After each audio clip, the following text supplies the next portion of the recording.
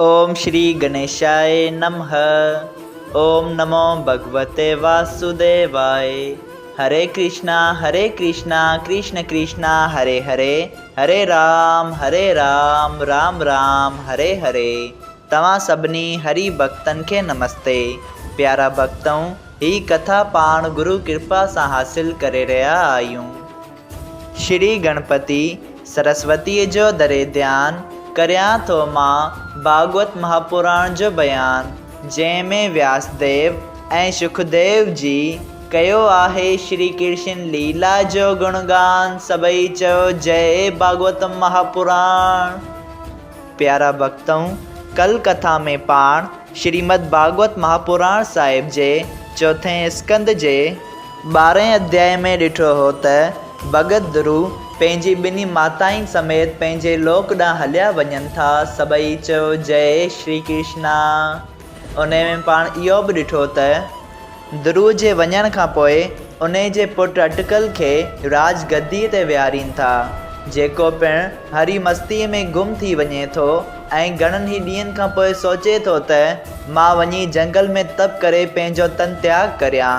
लेकिन ख़्यालु कयईं त घर वारा ऐं कारोबारी राज सिंघासन वारा माण्हू मूंखे ईअं वञणु कोन ॾींदा, त हुन पंहिंजो पाण खे चरियो बणायो ऐं चरियनि जहिड़ियूं हरकतूं करणु लॻो।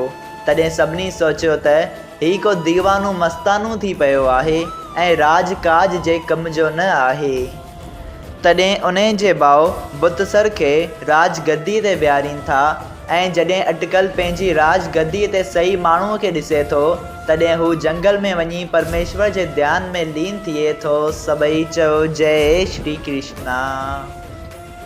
प्यारा भक्तों, पाण श्रीमद् भागवत महापुराण साहिब जे चौथे स्कंद जे 13 अध्याय में ॾिठो हो त भक्त ध्रुव जे वंश में अंग नाले राजा थिए थो, जंहिंखे को बि औलाद न हो।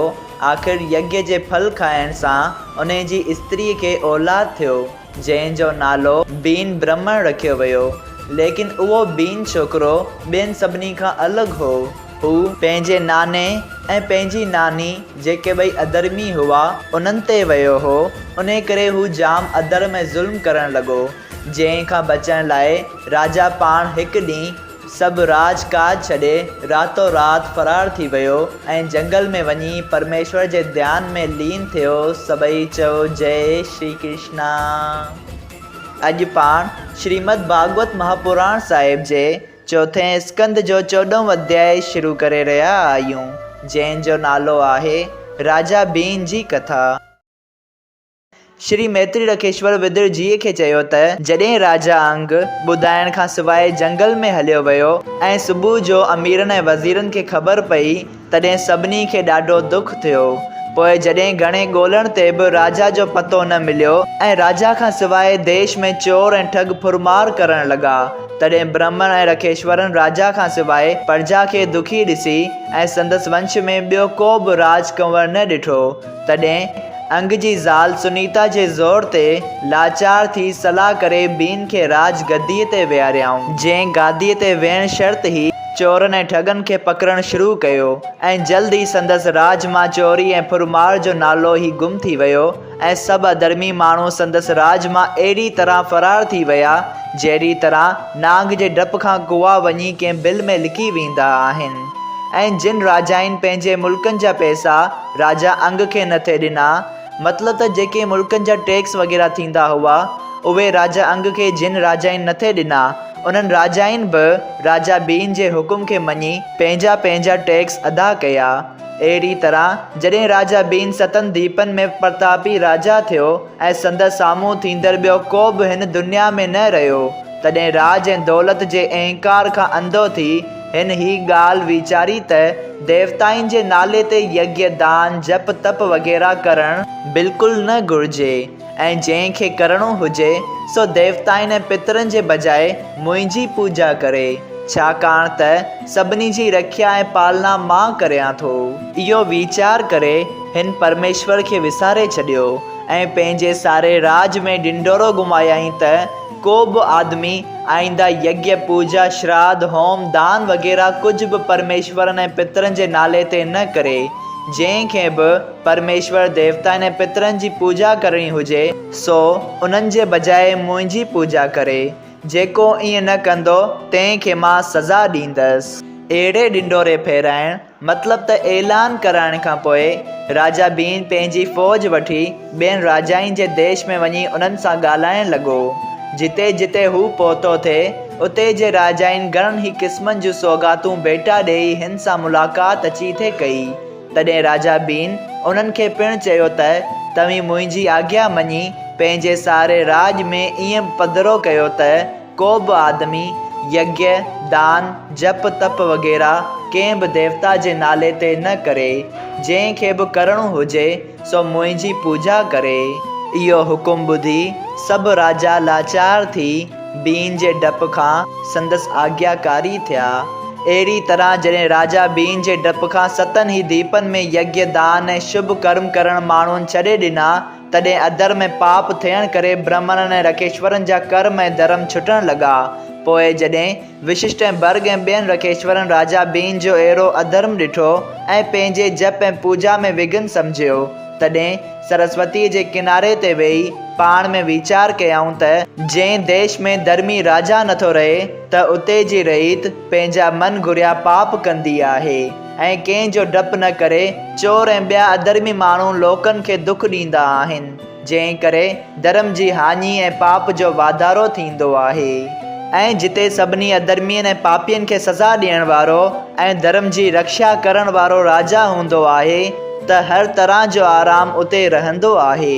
सो ही राजा अहिड़ो अधर्मी पैदा थियो आहे जंहिं सभु धर्म दुनिया मां गुम करे छॾियो आहे। हाणे तंहिंजो कहिड़ो उपाउ करणु घुरिजे। इहो वीचार करे रखेश्वरनि पाण में चयो त असां उनखे राज गद्दीअ ते विहारियो आहे तंहिं करे हिकु दफ़ो हली उनखे सम्झाइणु घुरिजे।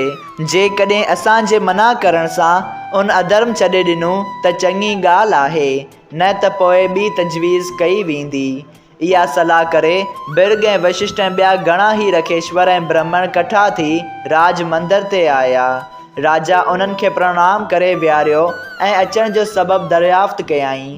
रखेश्वरनि चयो त हे राजा असीं तोखे हिकिड़ी ॻाल्हि चवण ऐं सम्झाइण आया आहियूं जंहिंजे मञण में तुंहिंजो भलो आहे न त भलो न थींदई। राजा पुछियो त उहा कहिड़ी ॻाल्हि आहे सा चओ। तॾहिं रखेश्वरनि चयो त ए राजा असांखे तूं यज्ञ ऐं तप करण खां छाकाणि मना कयो आहे। संसारी आदमियुनि खे शुभ कर्म करण खां मना करे छो थो चवीं त देवताउनि ऐं पितरनि जे बजाए मुंहिंजी पूजा करियो। इहा ॻाल्हि कंहिंखे चङी नथी लॻे। असांजो इहो धर्म आहे त यज्ञ होम दान तप ऐं ध्यानु श्री नारायण भॻवान जो करियूं। एतिरो ॿुधी राजा चयो त तव्हांजे वेदनि ऐं पुराणनि में लिखियलु आहे त राजा नारायण जीअ जो रूप आहे उन करे तव्हांखे मुंहिंजी आज्ञा मञणु घुरिजे। पर जेकॾहिं मुंहिंजो चवणु न मञींदा त मां तव्हांखे सेकत ॾींदसि। रखेश्वरनि जॾहिं ही ॻाल्हि ॿुधी तॾहिं पाण में सलाह कयऊं त अहिड़े पापी ऐं अधर्मी राजा खे मारे विझण ही सही ॻाल्हि आहे। इहो वीचार करे कंहिं रखेश्वर कख ऐं कंहिं जल हथ में खणी कुझु मंत्र पढ़ी अहिड़ो श्राप ॾिनो जो राजा बीन उन ई साथ में मरी वियो। रखेश्वर पंहिंजे पंहिंजे घर हलिया विया। सुनीता राजा बीन जी माता ही हाल ॿुधी ॾाढा विलाप करण लॻी पर कुझु वरियो कीन। आख़िर पंहिंजे पुट जो लाश जलाइण न ॾिनाई ऐं रखाए छॾियईं त रखेश्वरनि ऐं ब्राह्मणनि खे सभु सुमर्थी आहे मन कॾहिं बि ख़ुशि थी वञनि ऐं वरी हिन खे जीअरो कंदा। हिन उन लाश खे गुलाब जे पंखुड़ियुनि जे पाणीअ में विझी रखियो जंहिं करे ॻरी ऐं सड़ी न वञे। राजा बीन जे मरण खां पोइ यज्ञ होम ऐं ॿिया सभु शुभ कर्म त वरी दुनिया में थियण लॻा पर राजा जे न हुअण सबबा चोर ऐं ठग रहीत खे वरी दुख ॾियण लॻा ऐं अधर्मी माण्हू बेडपा थी मन घुरिया पाप करण लॻा। ही हाल ॾिसी रखेश्वरनि ऐं ब्राह्मणनि पाण में वीचारियो त सवाइ राजा जे दुनिया में रहण धर्म न आहे न त सभई माण्हू वरन शंकर हिकिड़ो ई धर्म थी पवंदा। नीति शास्त्र में लिखियलु आहे त जंहिं देश में राजा न हुजे या जिते जो राजा अधर्मी ऐं मूर्ख हुजे या जंहिं देश में स्त्री राज करे या जंहिं हंधि घणा राजा हुजनि उते रहण सां धर्म नथो रहे। तंहिं करे अहिड़ी जाइ ते रहणु वाजिबु न आहे। उन करे ॿिए राजा जी तजवीज़ करणु घुरिजे। सवाइ राजा जे प्रजा सुख न ॾिसंदी। जेतोणीकि श्री नारायण भॻवान जी कृपा सां राजा बीन बि वरी जी सघे थो, पर हू पंहिंजे अधर्म खे न छॾींदो।